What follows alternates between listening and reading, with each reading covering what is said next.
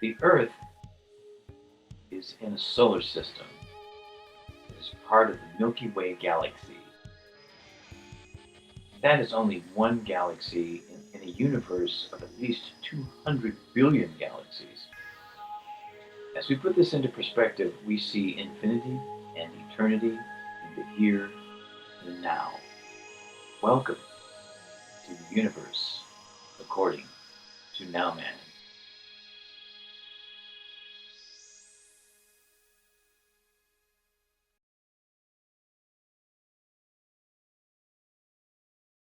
Hello, this is Nowman. I realized it's important for me to do a new podcast series because we have seen so much in the 21st century so far, especially in the 2020s, that I feel it necessitates that we really start discussing and start working on issues together now. We are moving in what appears to be more of a dystopian direction when we should be moving exactly the opposite, towards a more utopian kind of idea of the kind of world that we want to live in. It looks to me like we need a massive wake-up call, all individuals as well as the global society itself. We need to pay more attention to the message as well as the messenger and make sure that we understand what that message is. Needs are much more important than wants, and we need to understand that. There are many contradictions, deceptions, and lies that need to be identified so that we truly don't have obstacles in moving in the progressive fashion towards a more utopian kind of a world that we deserve to live in. There has been serious censorship of things that we shouldn't take for granted, like certain freedoms, like freedom of speech, freedom of choice. This is all very important. And we need more compassion, community, and more that I will get into in more detail in this podcast series. This is the Universe According to Nowman. This is the pilot episode of the podcast, The Universe According to Nowman. And first of all, what is Nowman? Nowman is the superhero of the present moment. And I'll go into that a little bit more later on in the podcast, because the title of this podcast is also the title of the book. But essentially, as part of my rock music show, I created about a dozen characters that I called Niswander Rock Theater. And I always wanted to create a superhero. And I created Nowman, the superhero of the present moment. And his primary mission is to remind everyone he comes in contact with that all that exists is right now, the present moment. So that's the gist of it. And it's inspired by that as well as the book. But it's going to be consisting of 4 different segments, at least. I'll break it down and then be more specific. Sustainability, community, or building community, having fun, because it's important that we have fun doing all of this, and then contemplation, which is the spiritual segment. Now, in terms of sustainability, that can also be permaculture, which means permanent culture, really. And that can be environmental things like growing our own food, community gardens, transition town, transitioning away from fossil fuels to more cleaner alternative energies so that we eliminate pollution, or at least as much as possible. Sustainability also must include in our own personal lives healthy lifestyles, healthy living, natural health first. And that also would be emotional support, like this is a group that I'm a part of. And I do activism, also to feel a part of a community and to have friends. I certainly encourage that for everyone. And that includes emotional, mental health as well, and spiritual.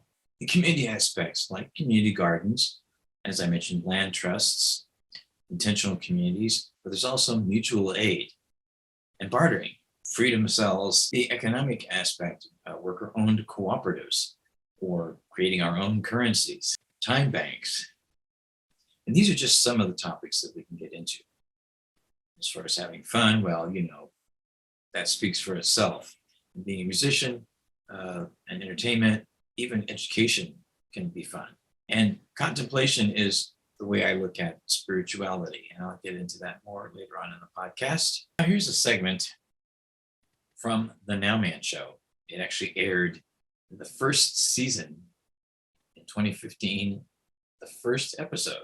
And it was a conversation I had with the director of a film at the Urban Film Festival in Los Angeles. The film is called Plant This Movie, and its director, Karney Hatch. Plant This Movie with Karney Hatch from The Nowman Show right now. Hello, this is Niswander, and I'm at the Acme Comedy Theater in Hollywood with director and co-producer Karney Hatch. Tell us about your film, Karney. Sure. So I basically got the idea for this film back in about 2010 when I was living in Los Angeles, and I grew up on a farm in Idaho, and so I became aware of the water issues here in Los Angeles, where we steal a lot of our water from the Owens Valley and from other places, other states. And so then when you drive around Beverly Hills or you drive around nicer neighborhoods in any part of LA, you see all these huge green lawns. So as somebody who grew up on a farm, I just looked at that situation and I said, why are we wasting all this water that we're stealing from farmers in other states to grow something that you can't even eat? So that was kind of the initial impetus for the film. And then it kind of struck me that there were several other documentaries that were either out there or were being produced at that time that were about Detroit or different aspects of urban agriculture in America, but nobody had really looked at what was going on around the world. So then that's when I decided to make a movie about urban farming, not just here in the US, but also in Cuba and India and Africa and China and kind of all over the world to show the younger generation of folks who are out there. There's a lot of 20-something people who have great college educations who are entering urban farming as a career now, but I'm not sure all of them have a real sense of the international story that's out there and the history, the larger history of urban farming. So that's kind of how it all came about, doing what I did in Plant This Movie. Now, there's a lot of different ways that you can do urban farming. I know you mentioned lawns. There's also rooftop. There's windows. There's parks like Battery Park in New York. Mm-hmm. There's urban farms or community gardens, Mm-hmm. like in places that are called eco villages. We have one here in Los Angeles. Right. There's something I'm sure I'm missing on that list. Okay. No. I mean, so are you asking me like what did I see as I went around the world? Mm-hmm. Yeah. I mean, like you said, there's every environment, every city has different laws. Every city has different constraints in terms of, if you're in downtown New York City in Manhattan, the price of land is so incredibly high that there's no way you're just going to use a vacant lot or whatever, like you can in Detroit or the East Bay or someplace like that. So I think that's one of the things that I definitely wanted to show people is that regardless of where you're living or what your circumstances are, that there is some way that you can get involved in urban farming, whether it's through like an amazing project like Window Farms that Britta Riley founded, where even if you're living in an apartment in Manhattan or Tokyo or Shanghai, you can find a way to grow even a little bit of your own food, which is going to change your outlook in terms of your connection to the food supply and really make you think about sustainability and environmentalism on a whole different level. So I think that that's definitely one of the messages of the film, is that regardless of where you are or what your circumstances are, that you can find a way to do it. And it's also not a new concept either. It's been around for a long time. When would you say that it was first introduced? So, I mean, there's people who try to talk about like the Hanging Gardens of Babylon or things like that. For me, I think when I was doing my research before I started filming, I felt like Asia, especially China, is a place that it's been going on for a very, very long time. So you can kind of see that reflected in the culture there. It's a lot of people who practice urban farming in China are retirees. They're people who were possibly forced into retirement because there's so many young people in China who are coming up. like in Shanghai, you have to retire when you're 55, and you've got 20, 30 years left of good work in you. And so a lot of those people are getting involved in urban farming, and it's just such a natural part of the culture there that it's not like, what are you doing? What's this weird thing that you're doing on the roof or whatever? It's just like every spare piece of land in Shanghai is being used by a farmer growing something.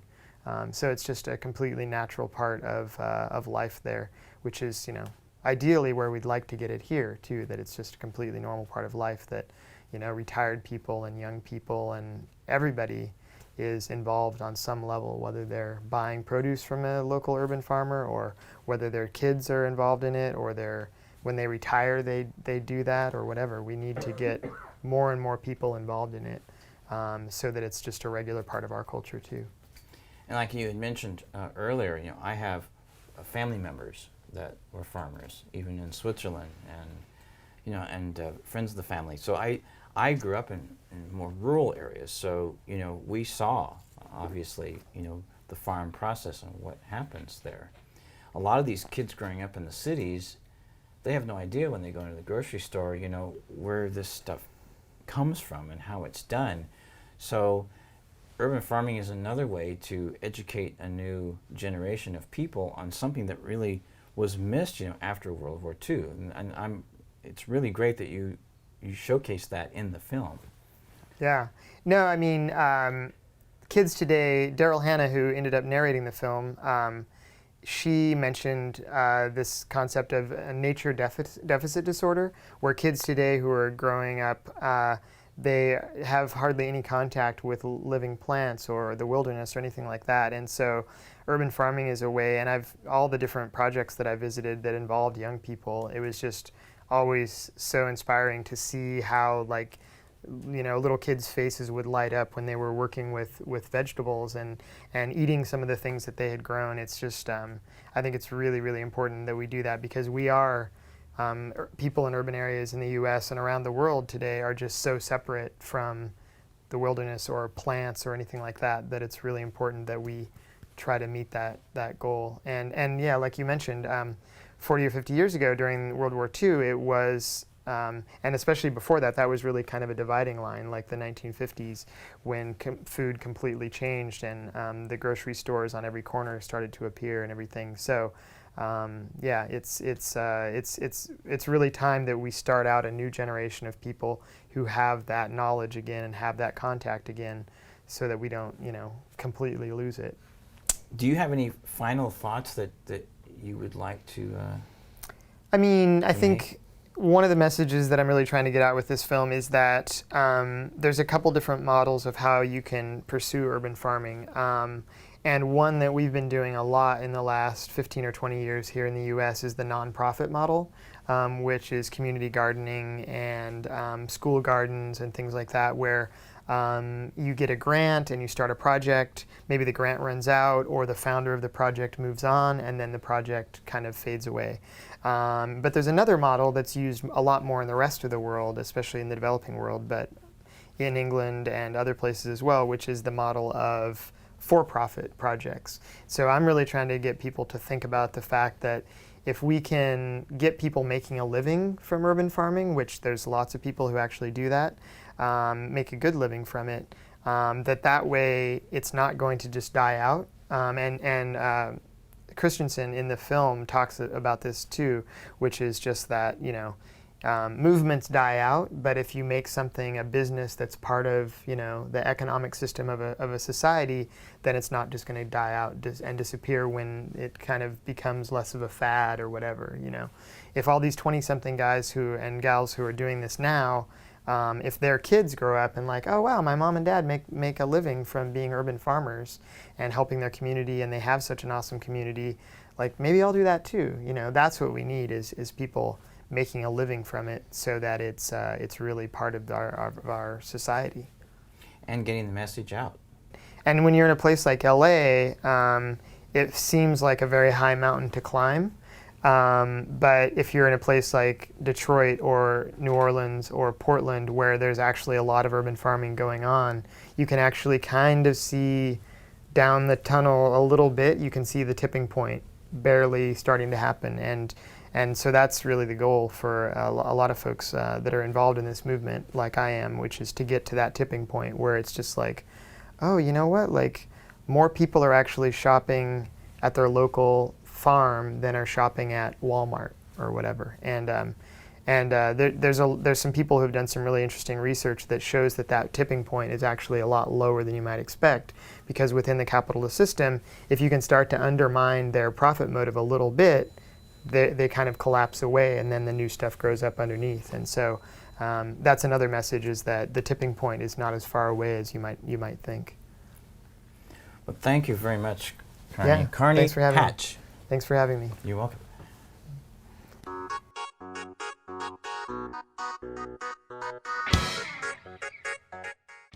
So how about a little bit of music? Yeah.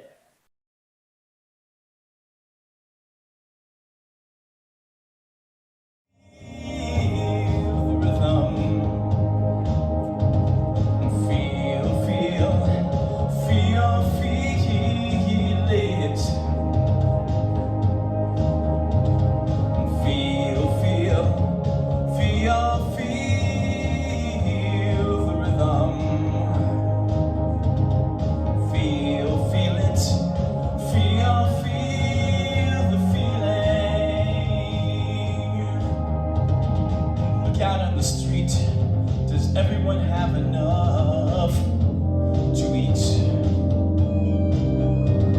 Clothes to keep them warm, and a place out of the cold and the heat. Feel the feeling.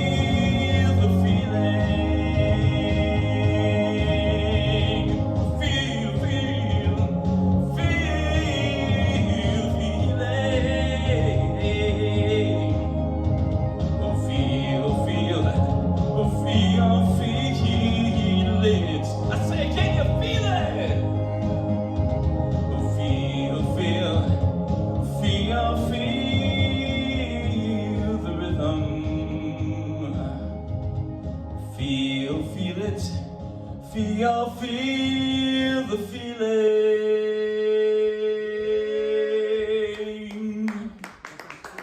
Thank you.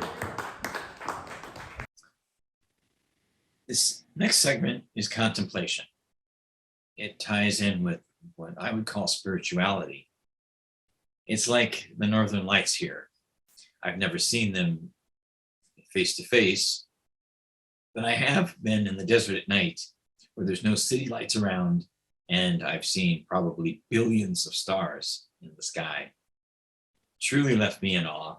Definitely awesome. And I recommend those kinds of experiences, or boogie boarding in the ocean, at least sitting on the beach and looking out at the horizon and not being able to see the end. It's real spirituality to me, very contemplative. Humans cannot comprehend the universe, and yet we are all a part of that. It's important to understand that, put it in perspective. So that's what contemplation is for me, at least in one way. And to start this segment, I'm going to read from my book, as I mentioned. It is called, the name of the podcast, The Universe According To Nowman. And Nowman is the superhero of the present moment. And I'm going to read a segment from this book called Contemplation 1. Yes, it's the first one. Consider the moment, wherever you seem to be right now. What is really important? Did you get some food for the soul as well as the belly? Do you have a roof over your head? During the daytime, look up at the sky at some point. Do you have enough clothing to wear on your physical body? Are you open, or have you covered your soul? Open up. Consider this.